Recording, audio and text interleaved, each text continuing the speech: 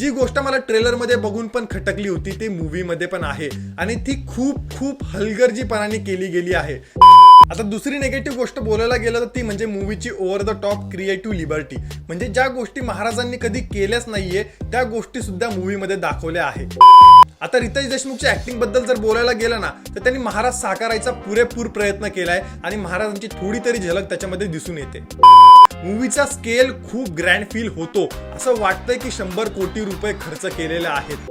तर मी जस्ट बघितलंय राजा शिवाजी आणि भाई, मी जी एक्सपेक्टेशन घेऊन गेलो होतो ना, मूवी त्याच्यापेक्षा 10 पटीने चांगली आहे। आणि रितेश देशमुखला डायरेक्शन, मूवीचं प्रेझेंटेशन आणि मूवीची रायटिंग एकदम परफेक्ट जमली आहे, म्हणजे खूप सुंदररित्या त्यांनी मूवी मांडलाय। मूवीचा एक एक सीन एवढा सुंदर आहे ना की मी शब्दात सांगू शकत नाही। ऑफकोर्स मूवीमध्ये छोट्या छोट्या मिस्टेक आहेत त्या नजरेमध्ये येतात, त्यावर आपण बोलूच, पण मूवीचा जो ग्रँड स्केल आहे आणि जे म्युझिक आहे ना त्यांनी सर्व गोष्टींना ओव्हरशॅडो केलंय। आणि मी ही गोष्ट नक्की बोलेल की अजय अतुलचं म्युझिक ज्या मूवीला असतं ना त्या मूवीला अजय अतुलच्या म्युझिकनी 4 चांद लागतात। आता पण मूवीच्या पॉझिटिव्ह आणि निगेटिव्ह पॉईंट बद्दल बोलूया आणि डिस्कस करूया की मूवीमध्ये अजून काय चांगलं होऊ शकलं असतं। आता जर मूवीच्या पॉझिटिव्ह पॉईंट बद्दल बोलायला गेलं ना तर सर्वात मोठी गोष्ट जी मला आवडली आहे ती म्हणजे मूवीची लाइटिंग। मूवीचा स्केल खूप ग्रँड फील होतो, असं वाटतंय की 100 कोटी रुपये खर्च केलेले आहेत। जे सकाळचे सीन आहेत किंवा जे सूर्याचे किरण आहेत त्या गोष्टी बघून असं वाटतंय की यार मूवी किती सुंदर आहे। आता बोलूया दुसऱ्या मुद्द्यावरती म्हणजे मूवीची कास्टिंग।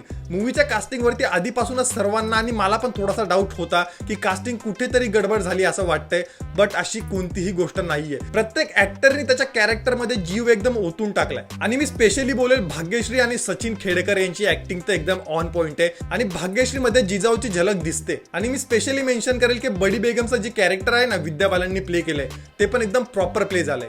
आता रितेश देशमुखच्या ऍक्टिंग बद्दल जर बोलायला गेलं ना तर त्यांनी महाराज साकारायचा पुरेपूर प्रयत्न केलाय आणि महाराजांची थोडी तरी झलक त्याच्यामध्ये दिसून येते। आणि तिसरा पॉझिटिव्ह पॉईंट मी बोलेल, मूवीचा बॅकग्राऊंड स्कोर अजय अतुलने एवढा सुंदर कंपोज केलाय ना की इमोशन्स आणि जो अँगर आहे तो फील होतो। आणि मूवी बघताना ऍक्च्युली जेव्हा ते बॅकग्राऊंड स्कोर वाचतं ना तेव्हा ते इमोशन्स फील होतात आणि अंगावर काटे सुद्धा येतात। आता हे झाले ओव्हरऑल मूवीचे पॉझिटिव्ह पॉईंट। आता काही निगेटिव्ह पॉईंट वरती बोलूया।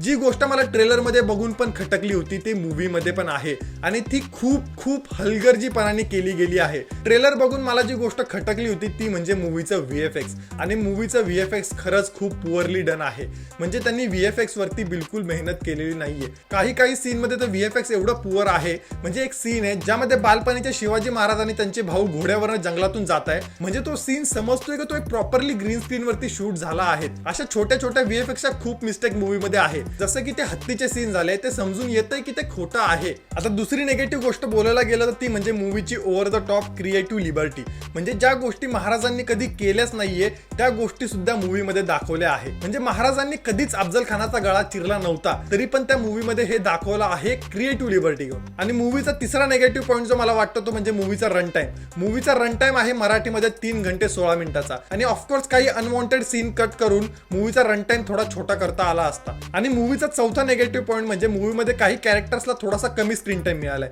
कदाचित त्यांना अजून थोडा स्क्रीन टाइम मिळाला असता तर मूवी अजून थोडी इंटरेस्टिंग झाली असती। तर हा होता माझा रिव्ह्यू राजा शिवाजीचा। मला तर मूवी खूप आवडली आणि ऑफकोर्स सर्वांनाच आवडेल, कारण मूवी खूप सुंदररित्या बनवली गेलेली आहे। काही छोटे छोटे पॉईंट जर लक्ष दिले नाही तर मूवी खूप परफेक्टली मेड आहे आणि रितेश देशमुख यांनी खूप सुंदर डायरेक्शन केलेलं आहे। तर मी बोलेल की मूवी 100% जाऊन थिएटरमध्ये बघा। आणि जर चॅनलवर नवीन असेल तर चॅनलला सबस्क्राईब करायला विसरू नका, व्हिडिओला लाईक करायला विसरू नका। आणि तुम्हाला व्हिडिओमध्ये काय आवडलं आणि राजा शिवाजी बघितल्यानंतर तुम्हाला कसा वाटला मला कमेंट सेक्शनमध्ये नक्की सांगा। आणि जर चॅनलवर नवीन असाल तर आपलं चॅनल 1000 सबस्क्रायबरच्या खूप जवळ आहे, तर चॅनलला सबस्क्राईब करायला विसरू नका। भेटूया पुढच्या व्हिडिओमध्ये।